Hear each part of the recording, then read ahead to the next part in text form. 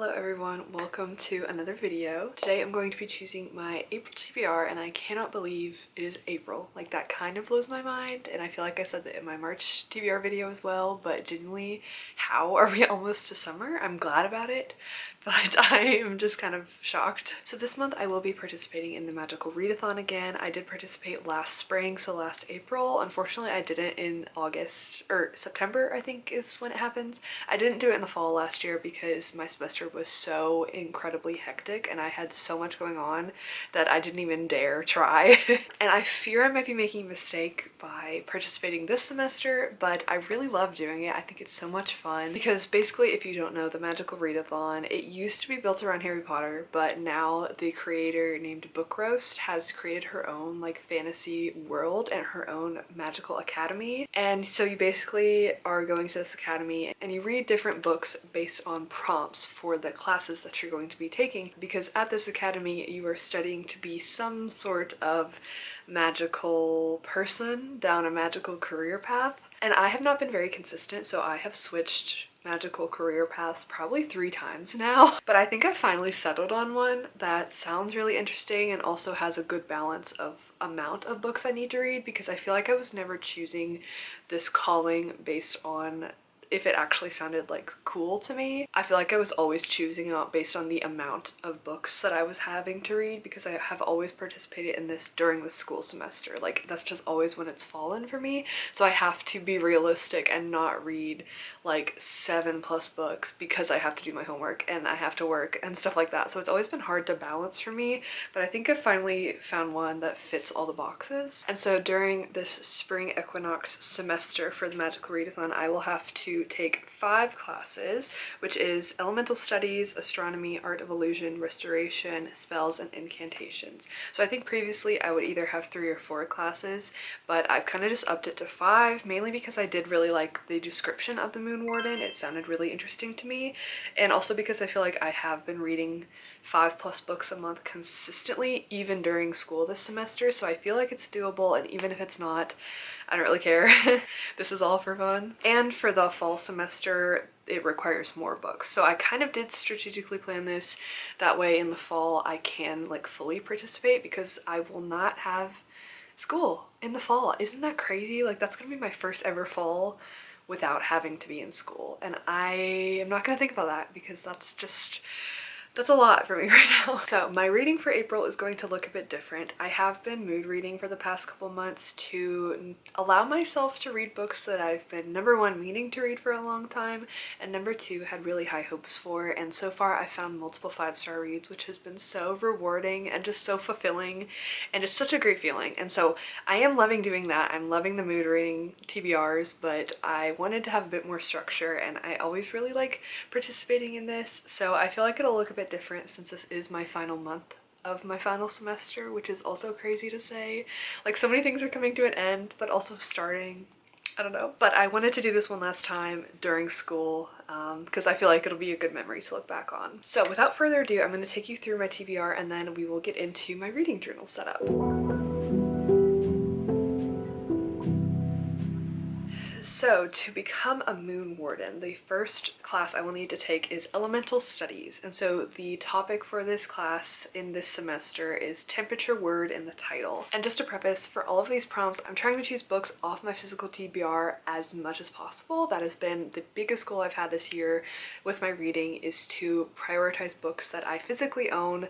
That way I can like whittle that list down because it has grown recently. So for the temperature word in the title, I went through my entire physical TBR and I could have sworn I didn't have any books with a temperature word in the title, but then I realized I have The Hurricane Wars by Thea Guanzin on my TBR, and I totally forgot I own this, and I honestly didn't even realize that hurricane was like, well, it's not a temperature word, but it's like a weather word. So I am gonna stretch this a bit. I did kind of just realize that it's technically not a temperature. Like, hurricane is not a temperature, but it is an aspect of weather, and I feel like when you have a hurricane you have warmer weather, so it's kind of implied. I'm just now realizing that this book technically doesn't really fit this prompt, but I'm gonna make it work. I have owned this for, I think, a little over a year. I think I bought this on my birthday last year. So I'm trying to be better about like reading books in a consistent time frame and like not letting it go for more than a year if possible, although I have been really bad at that. And I feel like this is like a classic fantasy. I feel like I've heard a lot of people read this before, and I also feel like it is kind of underrated. Like, I know people have read this and enjoyed it, but I don't think it's like the most popular book ever. But it's blurbed by so many authors. Like, I don't think you can really see the names on there unless you really look, but like there are so many names on here. Like Carrie Maniscalco, she wrote the Stalking Jack the Ripper series, and like Danielle L. Jensen, she wrote the Bridge Kingdom series. So I feel like so many people at least know of this book, and I always was so interested in it, so I'm intrigued by this book. So I'll read you the back real quick just so you get an idea of what it's about. It says, all Taliesin has ever known is the Hurricane Wars. Growing up an orphan in a nation under siege by the ruthless Night Emperor, she found her family among the soldiers who fight for freedom. But Taliesin is hiding a deadly secret.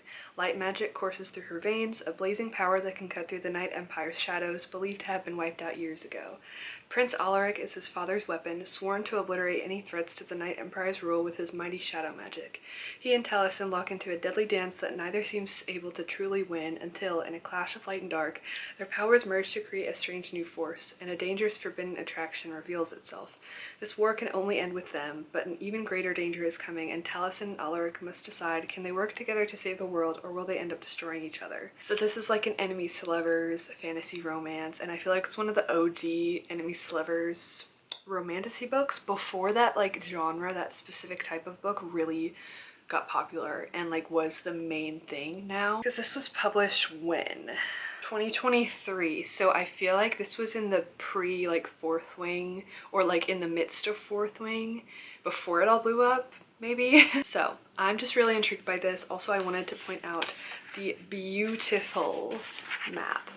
Like, that is one of the most beautiful fantasy maps I've ever seen. I hope my book can have a map that beautiful one day. But yeah, I'm definitely just interested in the political aspects of this book. I feel like the two opposing sides with the light magic and the shadow magic is going to be really interesting, and obviously I am on board for the romance, so I'm really curious about this book, so this will be fulfilling my first prompt. Alright, so the next class I will be taking is astronomy, and so the topic for this was top shelf, either physically or top of your TBR. So this was almost like a free pick, which I was very glad about, because I feel like the other prompts can be sometimes very like constraining, and I feel like I can't really read the book that I'm in the mood for a prompt, which I know that's the point of prompts, but as a mood reader I find it hard to make the two work sometimes. So I was very grateful to have this prompt, but it was very hard to decide on a book because I feel like there's so many that I'm in the mood for. I'm about to finish reading the Throne of Glass series, so I'm excited to continue the Crescent City series because I did start that one, so I was like, oh, maybe I can read Crescent City book 2, but that one is like 800 pages, and I was like, you know, that's probably not a smart idea. So I was hoping to fit something like that in there, but I ended up going with something that I had put on my March TBR that I know I'm not going to get to, but it is a new release that I would like to get to soon. But like I said with the Hurricane Wars, I'm trying to read the books that I buy and pre-order and like go out of my way to purchase. I'm trying to read those in a timely fashion. So I don't want too much time to pass before I've read this book. And that is Agnes Aubert's Mystical Cat Shelter by Heather Fawcett. This came out at the end of February and I had pre-ordered it, so I'm very excited to get to this. I really have high hopes. I've heard a lot of people say that it reminds them of Howl's Moving Castle, which is something I've always thought about this book. Like before it was released, before I even pre-ordered it, when I first heard about it, I was like, that? I don't know why, just the vibes I get from it is Howl's Moving Castle. But it follows the main character, Agnes. She is the owner of a cat rescue charity, and she's currently like trying to find a different space for it, trying to find a new home for all the stray cats that she takes care of. But in the midst of that, the only landlord who will rent a space to a cat rescue is a mysterious man named Havelock, who also happens to be the world's most infamous magician, running an illegal magic shop out of his basement. So they kind of have to work together against, I believe, a common enemy, another magician, something darker going on. But I feel like this is going to be similar to Emily Wilde and just be really cozy and really cute and just a lot of fun, and I really enjoy Heather Fawcett's writing style. It's different than anything I've read before, but it's also very refreshing because it's different, and I just love this cover. I just want to read this so bad. I'm so curious. I love anything to do with cats, and I have a really good feeling about this book. However, as much as I do want to read this from my like top shelf, like top of my TBR pick for this prompt, I feel like if the month gets chaotic, I can see myself just substituting any book for this and kind of just like a filler, which I'm going to try not to do. I'm going to try and like balance my time very well, but I will have to give myself some grace since it is my final month of the semester and everything's due and finals and graduation, and it's just gonna be a lot. So I'm okay if I have to bend the rules for myself a bit, but hopefully I can complete all of these. The next class I'll need to take to become a Moon Warden is called Art of Illusion, and the topic is unusual formatting. And so I feel like this one also had a bunch of options that would force me to read something a bit different than like a typical novel like I always read. So I was thinking I could go with a manga or like a graphic novel, which aren't really like unusual formats. Like I read manga and graphic novels pretty commonly, like not all the time, but I read them pretty frequently. So I feel like that wasn't unusual for my reading habits. So I was trying to think of something that would be genuinely like unusual, something that you don't typically see in a regular novel. So I looked up like mixed media books to see what type of stuff was out there, because I know a lot of thriller books can have like newspaper clippings or like text messages or something, and so I was thinking of something like that. And then I remembered that this book was published and popular quite some years ago, and I feel like I never got to it. Like I was always very interested in it, but I never got around to reading it. That is Illuminae by Amy Kaufman and Jay Kristoff. This is like a dystopian like sci-fi young adult novel, and I just realized it's blurbed by Laini Taylor. And if you don't know, Laini Taylor is like my favorite author ever, so I'm even more excited about this. So this is like a pretty chunky book, but it is an unusual format. Just flipping through it real quick, like you can kind of see like it is kind of like a regular novel, but you do have images and like texts, and it feels very like spacey. And also the blurb is so fun. Like you have things that are crossed out and like circled. So it says the year is 2575 and two rival mega corporations blank and blank are at war over a planet that's little more than an ice-covered speck at the edge of the universe. Too bad nobody thought to warn the people living on it. With enemy fire raining down on them, exes Katie and Ezra, who are barely even talking to each other, are forced to fight their way onto the evacuating fleet with an enemy warship in hot pursuit. But the warship is the least of their problems. A deadly blank has broken out and is mutating with terrifying results. The fleet's AI, which should be protecting them, may actually be their enemy, and nobody in charge will say that the blank is going on. As Katie hacks into a tangled web of data to find the truth, it's clear only one person can help her bring it all to light, the ex-boyfriend she swore she'd never speak to again. Told through a fascinating dossier of hacked documents, including emails, schematics, military files, IMs, medical reports, interviews, and more, Illuminae is the first book in a heart-stopping, high-octane trilogy about lives interrupted, the price of truth, and the courage of everyday heroes. So yeah, just the concept sounds really interesting of this, like two exes having to work together to essentially save the world, save their lives and the planet, but it's told through all these different forms of storytelling, and I just think that is so unique. So I'm very curious about this. I'm hoping it'll be kind of fast-paced and not like drag, just because of all the, you know, variety of formats that we have here. Like I'm hoping I can still get a consistent like story through this and character arcs through this. I hope it's not very like jumpy and kind of disjointed, because I feel like some books with this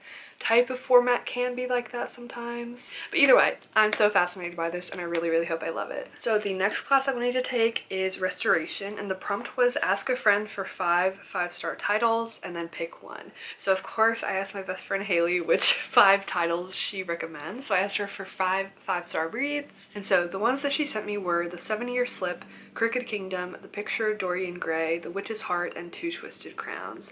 And I'm gonna be honest with you guys, a lot of her 5-star reads are ones that I predict will be 5 stars for me. So we have very similar taste, I would say. Like for example, Crooked Kingdom, she read that duology. She read the Six of Crows duology like back to back. For some reason, I took a forever long break before I read Crooked Kingdom, so I still haven't read it, but I forgot everything in Six of Crows. So if I had the time to reread Six of Crows, I would absolutely read Crooked Kingdom for this readathon. Unfortunately, I do not. Same with The Witch's Heart. She did buy me that book for Christmas and I have really high hopes for that. And then as well as Two Twisted Crowns, it's kind of the same thing with Crooked Kingdom for me. I loved One Dark Window, but I kind of forgot everything that happened and I waited too long, so I'd like to reread that as well. And then I'm also curious about The Picture of Dorian Gray, but I don't read classics too often and I feel like this is one that I will enjoy. For the limits of the readathon, I am going to put that one on hold as well. So that leaves us with The 7-Year Slip by Ashley Poston, which I actually bought when me and Haley were together. So I feel like this is a full circle moment and I'm finally getting around to this one. But this is a romance book with some like magical realism elements. It says, sometimes the worst day of your life happens and you have to figure out how to live after it.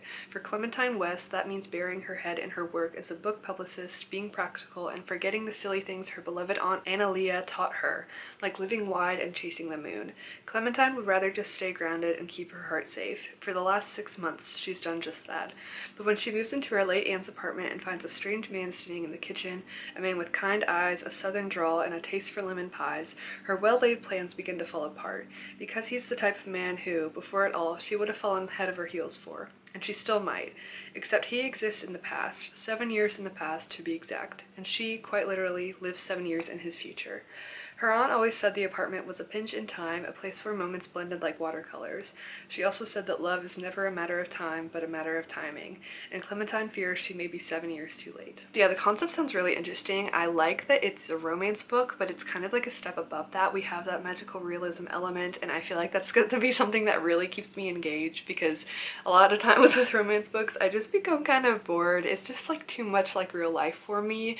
So I really think I love this one because of that like little magic bit. And also Haley loves it, so obviously I hope I love it as well. The last romance book that she recommended to me was First Time Caller, and she loved that book and I ended up loving that book, so I feel like we are on a good streak so far. And another reason I chose this one is because it is kind of like a shorter book. It's like a little over 300 pages and it is a romance, so it should be a bit easier for me than like one of the fantasies I've got going on, which I feel like will be a good break from the homework and the amount of reading I'll have to do. And so finally we are on the last prompt for this video. So the final class I will need to take is Spells and Incantations, and the prompt is a book that's currently on a bestseller list. So of course there were so many options for this prompt. The implication from this prompt would be that I would just go buy a new release book that is on a bestseller list, because typically bestsellers are books that were just came out. But trying to stick within the limits of my physical TBR, there weren't really any that I like owned that were on the list. Not that I like found, I really just searched the New York Times bestseller list and saw what I can find. But there was one that I've been meaning to read for quite some time, and I'm very excited because it did just come out and it's one of like my most anticipated releases. I've heard great things about it so far, but that is To Cage a Wild Bird by Brooke Fast. This is a dystopian romance and I'm so excited for this. I've been following this author on Instagram for a long time and I've seen like her whole writing process and like journey to getting published, and it's just so inspiring. And also the concept of this book sounds so freaking good. It says, enter the brutal world of Enlock, a prison where the wealthy hunt the inmates for sport. In the city of Davidium, the law is simple. Commit a crime and your punishment is a life sentence in Enlock. Raventhorn is Davidium's most notorious bounty hunter, living on the edge of society. But when her younger brother Jed is sentenced to Enlock, Raven will do anything to save him, even if it means getting herself arrested. Now trapped in a prison where danger lurks around every corner, Raven must use all her cunning and strength to protect Jed and herself if she is to complete her perilous mission. But there's one obstacle she never expected: the prison guard who stirs something deep inside her, the man she should hate, the man whose true motives seem impossible to pin down. In a world where trust is a weapon and love is a liability, Raven must decide if she will risk everything to tear down a vicious system. So I'm just loving the dystopian vibes going on in here, and the romance obviously, but I'm just a sucker for dystopian. Like, as much as I love fantasy, I think dystopian might top it for me. I don't know what it is. So I'm so excited to get to this. I have a feeling this will be really fast-paced and super engaging as well. And I just love that this is a special edition copy. I did get this from the library, so if I love it, maybe one day I'll get a physical copy, but that's the reason I got this from the library, because I don't want to like commit to it, you know what I mean? So those are the 5 books on my April TBR. So let's get into my reading journal setup. I love how this turned out, so let's just get started.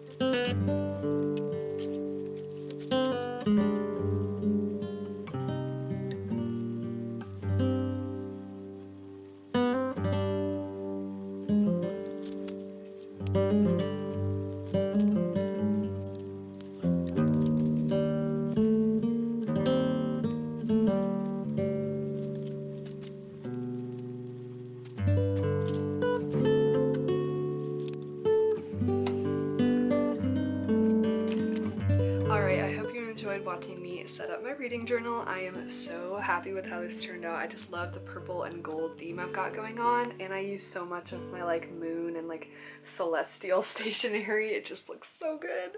Hopefully I can cross off each of these boxes. I'm really crossing my fingers that this month goes the way I planned it to, although it never really does, you know? So quickly, once again, I'll take you through the full list of books on my April TBR. The first one is The Hurricane Wars by Thea Guanzon. This fulfills the prompt of temperature word in the title. However, I realized that hurricane is not a temperature word, so we're just gonna go with like weather word. Next we have Agnes Aubert's Mystical Cat Shelter by Heather Fawcett. This fulfills the prompt of top shelf, either physically or on the TBR. I chose top of the TBR. Next we have Illuminae by Amy Kaufman and Jay Kristoff. This fulfills the prompt of unusual formatting. As you can see, there's a lot going on in this book. Next we have The 7-Year Slip by Ashley Poston. This fulfills the prompt of ask a friend for 5 5-star titles and choose one, and this was chosen by my best friend Haley. And last but not least, we have To Cage a Wild Bird by Brooke Fass. This fulfills the prompt of a book that is currently on a bestseller list. I feel like I definitely have like a purple, yellow, and red theme going on that was definitely like unintentional, but I kind of love it. So I'm so excited to get to all these books. I'm really hoping that I can balance my time well and complete all of these while still finishing the semester strong.